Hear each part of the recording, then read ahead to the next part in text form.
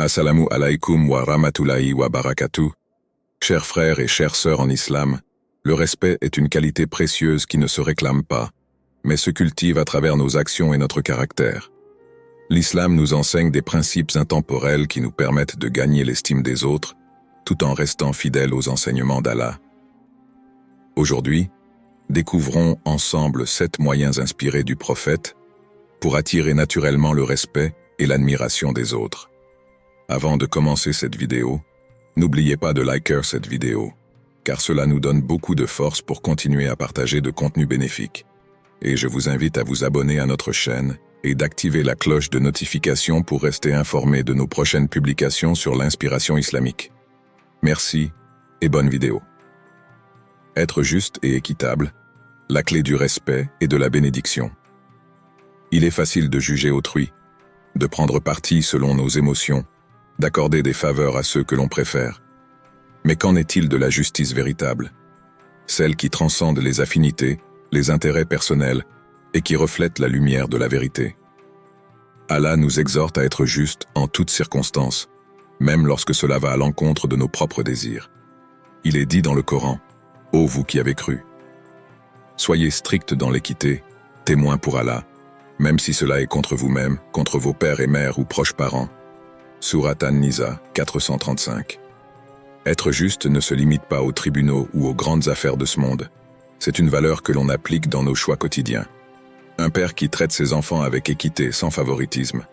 Un employeur qui accorde les mêmes opportunités à tous, sans discrimination. Un ami qui donne un conseil sincère, même s'il est difficile à entendre. Voilà ce que signifie être juste. La justice, un miroir de notre foi. La justice est une épreuve. Il est tentant de favoriser ce que l'on aime, de détourner les yeux face à l'injustice par peur de perdre des avantages. Mais un cœur sincère sait que la véritable justice est celle qui plaît à Allah et non à notre ego. Celui qui est juste, même dans l'adversité, est un pilier de stabilité dans sa communauté. Il devient une source de confiance et de respect, car les gens savent qu'avec lui, il n'y a ni tromperie ni injustice déguisée en bienveillance. L'injustice, une obscurité au jour du jugement. Le prophète a averti, « Craignez l'injustice, car l'injustice sera des ténèbres le jour de la résurrection. » Muslim 2578. L'injustice crée des cicatrices profondes. Elle détruit des relations, engendre des conflits et éloigne la miséricorde divine. Mais la justice, elle, éclaire le chemin. Celui qui agit avec droiture ne craint ni les reproches ni les pertes mondaines, car il sait qu'Allah lui rendra au centuple. La justice est un honneur. Elle est la balance qui équilibre nos vies et nos relations.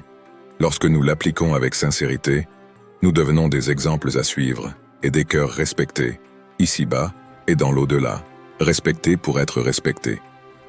Le respect n'est pas une monnaie d'échange, ni une faveur accordée à ceux qui nous conviennent.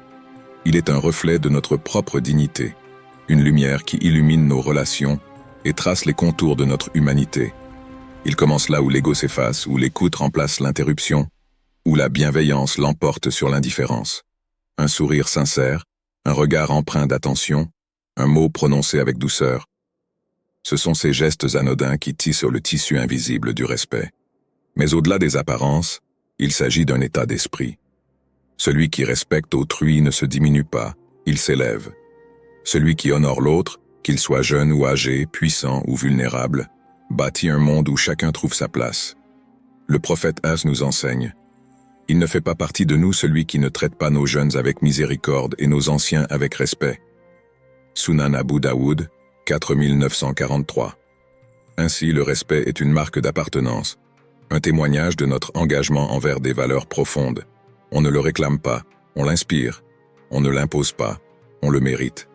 Il ne réside pas dans les titres ni dans les statuts, mais dans la noblesse du cœur et la grandeur de l'âme. Imagine une société où chacun offre sans attendre en retour. Un monde où les différences ne sont pas source de division mais d'enrichissement.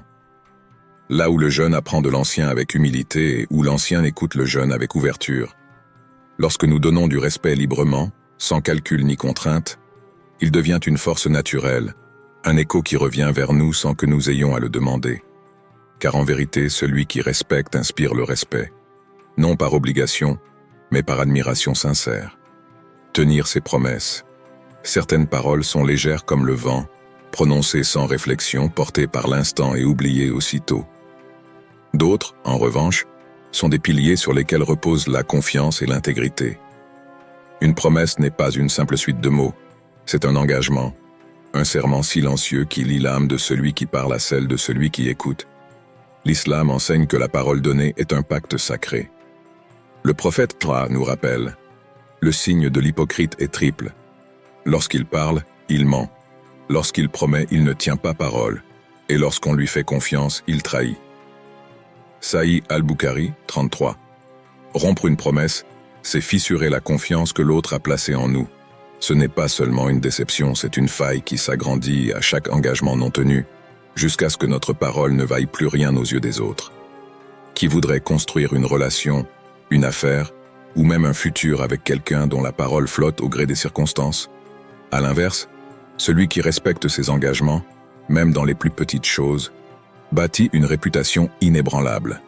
Un « je viendrai » qui se concrétise, un « je m'en occupe » qui devient une action, un « je te soutiens » qui ne disparaît pas dans l'adversité. Ces détails façonnent une personnalité digne et fiable, car la constance forge le respect. Une personne fidèle à sa parole devient un repère, une source d'inspiration. Les gens viennent vers elle non pas par simple amitié, mais par admiration et confiance. Ainsi, chaque engagement doit être pris avec sérieux. Si une promesse est incertaine, mieux vaut ne pas la faire. Car en vérité, la valeur d'un homme ou d'une femme se mesure non pas à la grandeur de ses paroles, mais à la force avec laquelle il les honore. Parler avec sagesse et vérité. Les mots sont des flèches invisibles. Une fois lancés, ils atteignent leur cible et laissent une marque, qu'elle soit douce ou brûlante. Ils peuvent réconforter une âme brisée ou enflammer un conflit. Ils bâtissent des ponts entre les cœurs ou creusent des fossés infranchissables. Le prophète Az nous enseigne avec clarté que celui qui croit en Allah et au jour dernier dise du bien ou qu'il se taise. Sahih al-Bukhari, 6018. Il y a une sagesse immense dans ce conseil. Trop souvent nous parlons sans réfléchir, emportés par l'émotion, l'impatience ou l'envie d'avoir raison. Pourtant, chaque mot prononcé devient une empreinte de notre caractère. L'intelligent ne parle pas pour remplir le silence, il parle pour apporter de la valeur. Il sait que les mots, une fois libérés, ne peuvent être repris. Parler avec sagesse, c'est maîtriser son langage comme un artisan manie son outil. C'est choisir ses expressions avec précision, éviter les excès, refuser la médisance et bannir le mensonge.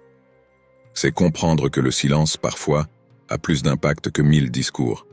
Celui qui parle peu mais parle bien est écouté avec respect. Son avis est attendu car il ne parle pas en vain. Son silence intrigue, sa parole marque les esprits. Il ne cherche ni à dominer la conversation, ni à impressionner par des discours vides. Au contraire, il mesure ses mots et les charge de vérité. Nous sous-estimons le pouvoir de la langue, alors qu'elle façonne notre réputation et notre influence. Une parole bien placée peut apaiser une tension, redonner espoir ou inspirer des générations. Mais une parole maladroite ou injuste peut détruire en un instant ce que des années ont construit. Ainsi, avant de parler, demandons-nous, est-ce utile? Est-ce juste? Est-ce bienveillant? Car en vérité, celui qui maîtrise sa langue maîtrise son destin. Vivre avec intégrité. L'intégrité, c'est être la même personne en pleine lumière et dans l'ombre, lorsque le regard des autres est posé sur nous comme lorsqu'il ne l'est pas. C'est un fil conducteur qui guide chacun de nos actes, une droiture qui ne vacille pas selon les circonstances. L'honnêteté, la loyauté, la transparence. Ce sont les fondations sur lesquelles repose une vie respectée et respectable. L'islam met l'intégrité au cœur du bon comportement. Le prophète a dit « Rends les dépôts à ceux qui t'ont confié quelque chose et ne trahis pas celui qui t'a fait confiance, même s'il t'a trahi. » Sunan Abu Daoud, 3535. Ce hadith révèle la véritable essence de l'intégrité. Ne pas agir en fonction des autres, mais en fonction de nos principes. Trop souvent, l'honnêteté est conditionnée par l'environnement. Certains sont droits tant qu'ils sont surveillés, sincères tant qu'ils sont récompensés, justes tant qu'ils y trouvent un intérêt. Mais la véritable intégrité se mesure lorsque personne ne regarde. Celui qui vit avec droiture inspire une confiance naturelle. Il n'a pas besoin de jurer pour être cru, ni de justifier ses actes. Son comportement parle pour lui. Dans ses transactions, il est juste. Dans ses engagements, il est fiable. Dans ses relations, il est sincère. Même ceux qui ne partagent pas ses croyances ou ses idées reconnaissent en lui une valeur rare, celle d'un homme ou d'une femme dont la parole et les actes sont en parfaite harmonie. Une telle personne n'a pas besoin de réclamer du respect, car sa seule présence l'impose. Sa cohérence attire, sa sincérité rassure, son éthique inspire. Elle devient une référence, un modèle silencieux qui pousse les autres à s'élever. Car au fond, l'intégrité n'est pas seulement un principe, c'est un héritage. Elle laisse derrière elle des traces indélébiles, bien plus précieuses que n'importe quelle richesse matérielle. Laissez ses actions parler. Il y a ceux qui parlent, et il y a ceux qui agissent. Les premiers captent l'attention un instant, les seconds marquent les esprits pour toujours. Le respect ne se réclame pas, il se mérite. Il ne s'obtient pas par de grands discours, mais par des actes silencieux qui résonnent bien plus fort que les mots. Le prophète nous rappelle une vérité profonde. La personne la plus aimée d'Allah est celle qui est la plus bénéfique aux autres. Al-Mujam al-Awsat, 6192. Dans un monde où chacun cherche à être vu, où l'on valorise les apparences plus que les intentions, il existe une noblesse rare, celle de l'action discrète. Un sourire à un inconnu, une main tendue sans attendre de retour, un service rendu sans en parler. Ces gestes ont un impact bien plus puissant que n'importe quelle parole. Ils ne cherchent ni reconnaissance ni gratitude, et pourtant, ce sont eux qui restent gravés dans les mémoires. On se souvient rarement de ce que quelqu'un a dit, mais on n'oublie jamais ce qu'il a fait pour nous. Le véritable respect naît de cette constance dans les actes. Une personne dont la parole et les actions sont alignées inspire naturellement confiance et admiration. Celui qui agit avec bienveillance sans chercher la gloire finit toujours par s'imposer comme un modèle. Il n'a pas besoin de convaincre, car ses gestes parlent pour lui. Sa générosité n'a pas besoin d'être applaudie, car elle est sincère. Sa droiture n'a pas besoin d'être affichée, car elle se ressent. Au final, ce ne sont pas nos mots qui bâtissent notre héritage, mais la trace que nos actions laissent dans le cœur des autres. S'éduquer et transmettre le savoir. Le savoir est une lumière. Il éclaire l'esprit, affine le jugement et ouvre les cœurs. Sans lui, l'ignorance s'installe, les préjugés se renforcent et les erreurs se répètent. L'islam place la connaissance au cœur de l'élévation humaine, en faisant de l'apprentissage une quête continue, une responsabilité qui dépasse l'individu pour toucher toute la société. Le prophète Isa a dit « La recherche du savoir est une obligation pour tout musulman ». Sunan Ibn Majah 224. Mais apprendre pour soi-même ne suffit pas. Le savoir véritable ne se garde pas jalousement, il se transmet. Chaque conseil bienveillant, chaque explication patiente, chaque effort pour éclairer les autres est un acte d'adoration. Celui qui enseigne avec sincérité ne s'enrichit pas seul, il enrichit ceux qui l'entourent. L'histoire nous enseigne que les plus grands esprits n'ont pas seulement acquis de la connaissance, ils l'ont offerte. De l'imam Al-Ghazali à Ibn Khaldoun, de grands penseurs musulmans ont laissé derrière eux un héritage intemporel en partageant leur savoir. Leur respect ne venait pas de leur simple érudition, mais de leur volonté de guider les autres vers la vérité. Une personne instruite qui parle avec sagesse et éclaire son entourage inspire naturellement l'admiration. Elle n'a pas besoin d'élever la voix pour être écoutée, ni d'imposer ses idées pour être suivie. Son savoir, porté par l'humilité et la bienveillance, devient un phare pour ceux qui cherchent à comprendre. Mais la vraie sagesse ne réside pas seulement dans l'accumulation de connaissances, elle se manifeste dans la capacité à les transmettre avec douceur et patience. Celui qui éclaire les autres par son savoir prolonge son existence bien au-delà de sa propre vie, car les enseignements justes et sincères continuent d'influencer les générations futures.